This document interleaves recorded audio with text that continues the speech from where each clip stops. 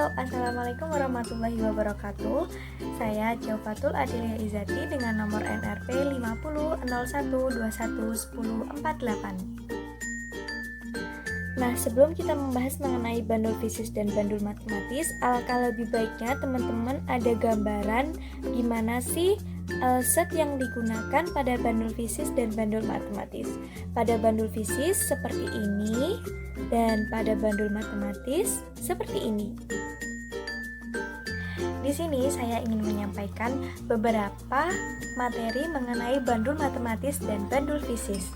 Yang pertama adalah persamaan dan perbedaan dari bandul matematis dan bandul fisis.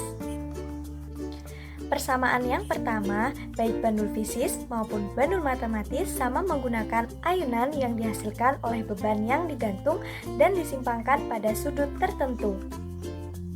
Persamaan yang kedua adalah baik bandul fisis maupun bandul matematis sama-sama termasuk dalam gerak harmonik sederhana.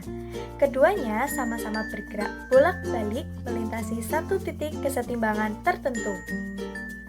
Setelah mengetahui tentang persamaan dari bandul fisis dan bandul matematis, lalu apa sih perbedaan dari kedua bandul ini? Perbedaannya terletak pada media yang digunakan untuk menggantungkan benda. Pada bandul fisis digunakan sebuah batang untuk media penggantung yang digunakan, sedangkan pada bandul matematis digunakan tali sebagai media penggantungnya. Selanjutnya, beberapa prinsip yang digunakan pada percobaan bandul matematis dan bandul fisis ini meliputi 1. Hukum Newton, 2. Gerak harmonik sederhana, 3.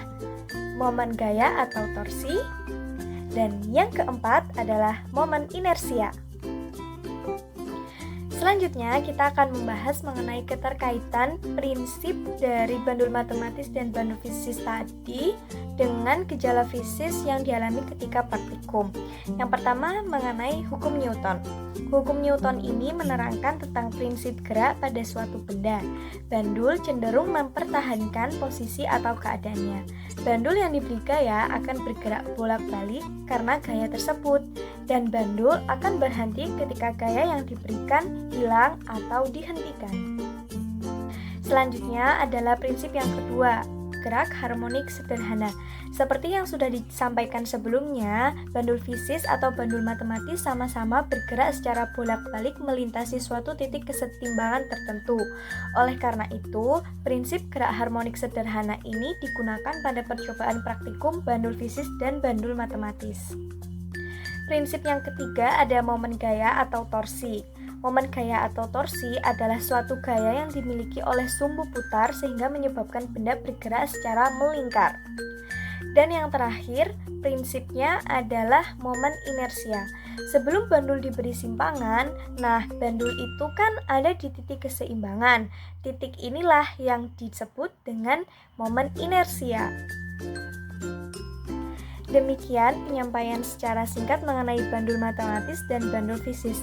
Semoga ada pelajaran yang dapat diambil. Terima kasih. Wassalamualaikum warahmatullahi wabarakatuh.